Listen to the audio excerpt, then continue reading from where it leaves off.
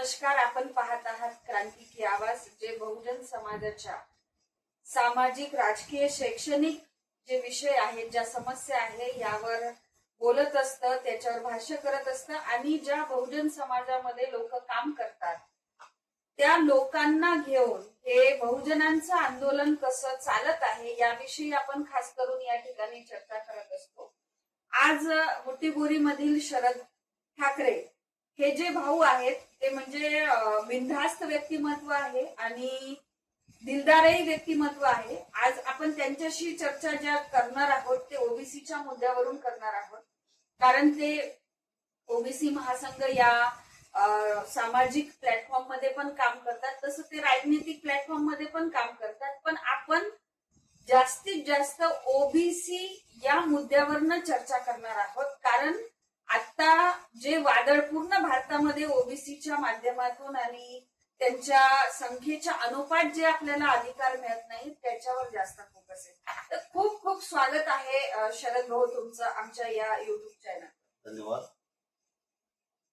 तर मला असं म्हणायचंय शरद भाऊ की तसं आपण 70 वर्ष झाली या देशाला स्वातंत्र्य मिळून उलटून गेली, पण या देशामध्ये जनावरांची जी संख्या आहे, जर आपण विचारलं की या देशामध्ये बाबा डुकरं किती आहे, कुत्रे किती आहे, तर या देशाला माहिती आहे आणि त्याच्याविषयी या देशामध्ये प्लॅनिंग पण होती. पण जर त्यांना म्हटलं की या देशामध्ये ओबीसी किती आहेत तर भारत सरकार त्याचा डाटा देऊ शकत नाही किंवा त्यांनी आतापर्यंत जे आहे ते ओबीसीची गिनती केली नाही. तर याच्यावर तुम्ही एक म्हणजे सामाजिक जबाबदार व्यक्तिमत्व म्हणून काय तुमचा विचार आहे की का केली नसेल?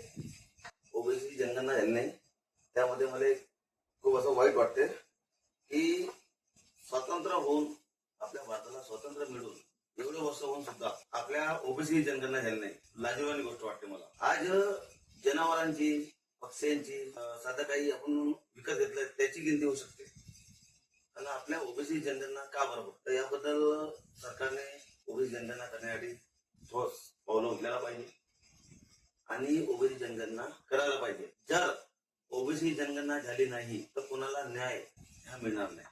म्हणून सरकारला माझी विनंती आहे की ओबीसी जनगणना व्हायलाच पाहिजे. दादा, म्हणजे आपण म्हणतोय की ही खूप लाजिरवाणी गोष्ट आहे, कारण जसं इंग्रजांच्या काळामध्ये 31 ला जी जनगणना झाली होती तर त्याच्यामध्ये 100 पैकी 52 ओबीसी ची संख्या म्हणजे आपण पाहतो की मोजली होती, आणि आता ती संख्या वाढू पण शकते. तर जर ही संख्या वाढू शकते आणि आपण स्वातंत्र्यानंतर भारतामध्ये राहतो, तर जी स्वातंत्र्यानंतरची सरकार आहे ती आपली सरकार आहे की इंग्रजांची सरकार, म्हणजे ही विदेशी लोकांची सरकार होती, त्यांनी ओबीसीला मोजलं? हे खूप कॉन्ट्रोवर्शियल नाही वाटत का की इंग्रज लोक ओबीसीला मोजतात पण भारताला स्वातंत्र्य मिळून भारतामध्ये जे भारतीय सरकार बनते ते भारतीय सरकार ओबीसीला मोजत नाही? तर मला असं वाटते ओबीसी समाज आहे ह्या आपल्या महाराष्ट्रात, भारतात खूप मोठा समाज आहे. तर ह्या समाजाला म्हणजे जनगणना केली, समाजाला आपण वाढवलं तर कुठंतरी सरकार मागे पडेल. सरकारला कुठंतरी भीती आहे, म्हणून हे आपल्या ओबीसी जनगणना करत नाही असं मला वाटत आहे. म्हणजे ओबीसीची जनगणना केल्याने जो डाटा समोर येणार आहे त्याच्यामुळे या देशामध्ये ज्यांची सरकार राहिली आहे, खास करून काँग्रेस आणि बीजेपीची या देशामध्ये सरकार राहिली आहे, त्यांनी ओबीसी साठी काय केलं हे उघडं पडणार आहे. आणि हे उघडं पडू नये म्हणून ना काँग्रेसनी केली ना बीजेपीने केली. याचा अर्थ आहे ना काँग्रेस असं म्हणत आहे की आम्ही ओबीसीचं कल्याण करू, ना बीजेपी असं म्हणत आहे की ओबीसीचं कल्याण करू, पण या दोन्ही पार्ट्यांचं सरकार मात्र ओबीसी समाज या देशामध्ये निर्माण करतोय, हेही वास्तविकता आहे. आपण पुढे जाऊयात. ओबीसी महासंघामध्ये जे काम करताय महाराष्ट्रामध्ये, भारतामध्ये, खास करून महाराष्ट्रामध्ये या संबंधाने, ओबीसीच्या जनगणनेच्या संबंधाने आपली काय भूमिका असणार आहे? आमच्या संघटनेमध्ये आमचे जे संघटनेचे राष्ट्रीय अध्यक्ष आहेत त्यांनी ओबीसीसाठी खूप लढा दिला. GR त्यांनी काढलेले आहे आणि ते लढा देतच आहे. आणि या लढ्यामध्ये त्यांनी आपला संघटना सुद्धा वाढवली आहे. आणि पण त्यांना वेळोवेळेवर जे लोक आपले ओबीसी आहेत ते सुद्धा त्याच्यासोबत उभे राहत नाही. त्यामुळे आपली ओबीसी संघटना कुठेतरी कमी पडत आहे. ओबीसीचे लोक काम करतात, ओबीसीची लिडरशिप पण काम करते, पण समाज जो पाहिजे, ओबीसी समाज ज्या प्रमाणामध्ये पार्टिसिपेट करायला पाहिजे स्वतःच्या अधिकारासाठी, तर ते करत नाही अशी खंत म्हणजे शरद भाऊंना आहे. तर मला असं वाटते की याच्यामध्ये दोष शरद भाऊंचा आहे. हो. कारण शरद भाऊ जेवढ्या पोटतिडकीने समाजामध्ये जायला पाहिजे तेवढ्या पोटतिडकीने कदाचित जात नसतील, किंवा म्हणजे जो समाज आहे त्या समाजाला जे पाहिजे ते शरद भाऊ देत नाही. असं होऊ शकते. किंवा समाजाला वेळ नसेल की काय यांच्यामध्ये पडायचं आहे, जे चालू आहे आपण 2 टाइम जेवण करत आहे आणि सुद्धा जगत आहे, हे ओबीसी काय लावलं तुम्ही, होईल करते करणारे असंही वाटू शकते. किंवा मी कुठं किंवा पडताना त्याच्यापर्यंत पोहोचाले. भाऊ असं म्हणत आहेत की ठीक आहे, समाज काही दोषी नाही, म्हणजे मी स्वतःच दोषी आहे, याच्यासाठी पण खूप मोठं मन लागतं. पुढे जाऊया सर, की आता भारतामध्ये आपण बघत आहोत की ओबीसीच्या नावावर भारत बंद पुकारलेला आहे. बरोबर. की ओबीसीची जर जनगणना होत नसेल तर आम्ही भारत बंद करू. जनगणना सोडा, आतापर्यंत कमीत कमी कॉलम तरी होता की हे ओबीसी आहे, मोजत नव्हते पण कॉलम होता. आता त्यांनी काय केलं की ओबीसीचा कॉलमच काढून टाकला. म्हणजे इतकं मोठं म्हणत आहे की आम्ही तुम्हाला मोजत नाही जा. जसं आता आपण पाहतो की आपल्या शेजारी एखादी झगडा झाला तर आपण भांडण करताना म्हणतो तुला काय मोजतो आम्ही.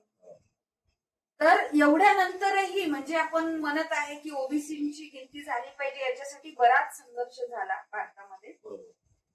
पण त्यांनी आपल्या तोंडावर चक्क असं म्हटलं की तो कॉलमच काढून टाकला. म्हणजे तो तर अरेरावीवर आला की नाही मोजत जा. आणि अशा वेळेस आपण भारत बंद पुकारलाय. काय वाटते की हे भारत बंदचं आंदोलन ओबीसी समाज यशस्वी करू शकतो? त्यात तुमचा एक मुद्दा आहे का, आपण आपल्याला जे सांगितलं गेलं आहे, ओबीसी लोक आहे तुमची आम्ही जनगणना करू शकत नाही, तुम्हाला काय करायचं ते करू शकता. बरोबर. आता यासाठी जो मोर्चा ओबीसीसाठी उठवलेला आहे 23 एप्रिलला, तो मोर्चा यशस्वी होण्यासाठी काय करायला पाहिजे, सर्व ओबीसी बांधवांनी एकत्र यायला पाहिजे आणि ह्या समजून घ्यायला पाहिजे की हा 23 एप्रिल जी तारीख दिली आपल्याला, त्या तारखेला जो मोर्चा आपल्या पूर्ण भारतभर चाललेला आहे आणि जे लोक राबवत आहेत त्याला पाठिंबा दिला पाहिजे आणि सर्वांनी मिळून ओबीसी समाजाला समोर आणलं पाहिजे. सरकार कुठेतरी झुकली पाहिजे की नाही, ओबीसी आहे, ओबीसी हा साधारण माणूस नाही आणि ओबीसी कोणापुढे झुकणारा माणूस नाही. सर्वांना एकच माझं मंत्र आहे, उठ ओबीसी जागा हो, कर्तव्याच्या धागा हो. सर्वांना ह्या मोर्चामध्ये सामील व्हायला पाहिजे आणि सरकारला कुठेतरी दाखवून दिलं पाहिजे की ओबीसी आम्ही आहे आणि ओबीसी कुठं मागे हटणार नाही आणि ओबीसी हा मोर्चा सक्सेस करून दाखवेल, अशी सर्वांना मी विनंती करते. कारण मराठा समाज तो एक समाज मी बघितला, मनोज जरांगे पाटील यांनी जो मोर्चा पुकारला मराठा समाजासाठी, त्या मोर्चामध्ये मुंबईकडे जेव्हा लोक निघाले होते तो अशी जनसैलाब, आणि त्यांना मुंबईमध्ये घुसून देण्यासाठी सरकारने त्यांना मधामध्ये थांबवलं आणि त्यांच्या मोर्चा तिथे त्यांनी थांबवला आणि त्यांना मागे परतले. ते त्यासाठी आपल्याला जनसैलाब दाखवावं लागेल. जसं जरांगे पाटलांसोबत जनसैलाब होता, तो आपल्याला जनसैलाब दाखवावा लागेल. सरकारला दिसेल की नाही ओबीसी मध्ये बी लोक आहे आणि ओबीसी लोक बी सुद्धा सरकारला झुकवू शकते. म्हणून सर्वांनी मोर्चामध्ये सामील व्हायलाच पाहिजे. इथं किंतु परंतु कोणताही शब्द आला नाही पाहिजे, हेच माझ्या सर्व ओबीसी बांधवांना सांगू इच्छितो. जो संख्येने इतका अवाढव्य आहे त्याला म्हणजे जर तो उभा पण झाला ना तर सरकारला काम करू शकतो. पण तरीही कारण ज्या ज्योतिराव फुलेंनी या देशामध्ये शिक्षणाची सुरुवात केली त्या समाजाला शिक्षणापासून कसं अडवायचं, खास करून युजीसी जे बिल आहे त्या युजीसी बिलाच्या माध्यमातून ओबीसी मुलांना त्या ठिकाणच्या सर्व गोष्टी उपलब्ध व्हाव्यात, त्यांच्या सोबत सुद्धा काही म्हणजे ज्या जातीय प्रताडणा आहेत त्या होऊ नये याची काळजी घेण्यासाठी जेव्हा ओबीसी शब्द त्या युजीसी मध्ये टाकण्यात आला तेव्हा त्या बिलाला कोर्टाच्या माध्यमातून या देशामध्ये स्टे येतो. तर याच्यामुळे जे आमचे ओबीसीचे विद्यार्थी आहेत ते किती प्रमाणात प्रभावित होतील, कारण अजूनपर्यंत आमचा आकडा या देशामध्ये ना ज्युडिशियरीमध्ये ओबीसी आहेत, ना मीडियामध्ये ओबीसी आहेत, संसदेमध्ये सुद्धा आमचं प्रतिनिधित्व पाहिजे तेवढ्या प्रमाणात नाही आहे, उद्योगामध्ये नाही आहे. तर ह्या सर्व गोष्टी जनगणनेमुळे होत नाहीयेत. दुसरं, जर आम्हाला काही प्रोटेक्टिव्ह कायदा भेटत आहे तर तो प्रोटेक्टिव्ह कायदा सुद्धा आम्हाला मिळाला नाही पाहिजे. तर या देशामध्ये शासन करणारी जी जमात आहे ते कोर्टाच्या माध्यमातून जर स्टे लावला. आपण जे विद्यार्थ्याबद्दल तुम्ही म्हणणार की काही नाकारलं गेलाय, तर ते विद्यार्थी आपल्या महाराष्ट्राच्या भारताच्या विद्यार्थी शिक्षण घेताना कुठं त्याला अडथळा नको.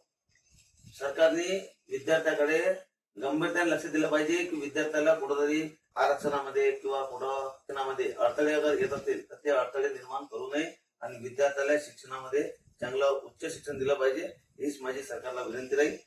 तर शरद भाऊ, मला असं वाटते आपण म्हणजे भारतातल्या लोकांना तर म्हणूच, पण खास करून आपण बुटिबोरीमध्ये राहतो, तर काय वाटते 23 एप्रिलला बुटिबोरीमध्ये भारत बंदचा जे आव्हान आहे ते आपल्याला वाटते की आपण सफल करू शकतो? माझं असं मत आहे, आपण आहे ओबीसी आणि ओबीसी असून आपण एक माणूस आहे आणि माणसासारखं बघितलं पाहिजे, हा पहिला मुद्दा माझा आहे. आणि ओबीसी समाजामध्ये अगर आपली जनगणना होत नसेल आणि मग आपल्याला त्यासाठी कोणताही लढा द्यावा लागेल, तरी सर्व ओबीसी बांधवांनी एकत्र येऊन 23 एप्रिलला जो मोर्चा काढलेला आहे त्या मोर्चामध्ये सामील व्हायला पाहिजे. कारण आपला अधिकार आहे, आपला हक्क आहे आणि या हक्कासाठी लढणे हे आपला अधिकार आहे आणि हा अधिकार आपल्याला डॉक्टर बाबासाहेब आंबेडकरांनी दिला आहे आणि संविधानाने दिला आहे. हा आपला अधिकार कोणीही थांबवू शकत नाही. म्हणून सर्व ओबीसी बांधवांना माझी आग्रहाची विनंती आहे की आपल्या हक्कासाठी लढायसाठी सर्वांनी समोर या आणि आपला अधिकार स्वतः घ्या. अगर कोणी देत नसेल तर आपला अधिकार आपल्याला हिसकावून घ्यायची ताकद आपल्या मंगळात ठेवली पाहिजे आणि आपला अधिकार स्वतः घेतला पाहिजे. कोणी अधिकार देण्यासाठी बसले नाहीये, आपल्याला अधिकार घ्यायचा आहे. म्हणून तो अधिकार घेण्यासाठी कोणीच असं किंतु परंतु न करता 23 एप्रिलला जो मोर्चा आहे त्या मोर्चामध्ये सामील व्हा आणि सर्वांनी ओबीसीचा लढा द्या. जनसैलाब असा लढा आपल्या ओबीसीला दिसला पाहिजे आणि सरकारला कुठेतरी घुटणे टेकले पाहिजे, असा लढा आपल्या ओबीसीला द्यायचा. ज्या ज्योतिराव फुलेंनी या खास करून आता ज्योतिराव फुले म्हणजे ओबीसी म्हणजे शिक्षण, ज्या समाजाने या देशामध्ये शिक्षण सुरू केलं त्या समाजाला शिक्षणापासून वंचित करण्याचे षडयंत्र जर या देशामध्ये होत असतील तर ओबीसी समाजाने याकडे दुर्लक्ष करू नये. कारण शिक्षणानेच या देशाची नव्हे तर आपली स्वतःची सुद्धा, म्हणजे देशाची तर सेकंड आहे, पण मला वाटते व्यक्तीची सुद्धा प्रगती हे शिक्षणावर अवलंबून आहे. आणि आमच्या महापुरुषांनी एवढ्या खस्ता खाऊन, म्हणजे ज्योतिराव फुले असतील, शाहू महाराज असतील, या लोकांचं योगदान आहे ज्याच्यामुळे आम्ही शिकू शकत आहोत. तर शिक्षणासाठी ओबीसी समाज हा निश्चित पुढे येईल आणि शरद भाऊ सारखे लोक आता काम करत आहेत. हळूहळू या समाजामध्ये अनेक शरद भाऊ तयार होतील अशी आमच्या चॅनल कडून खूप खूप शुभेच्छा आहेत शरद भाऊंना आणि हे आंदोलन निश्चित यशस्वी होईल. या ठिकाणी आपण सर्व क्रांतिकी आवाज या युट्यूब चॅनलला भरभरून प्रतिसाद द्यावा. हे आपलं चॅनल आहे, हक्काचं चॅनल आहे, ज्याच्या माध्यमातून आपण आपले प्रश्न मांडणार आहोत. धन्यवाद.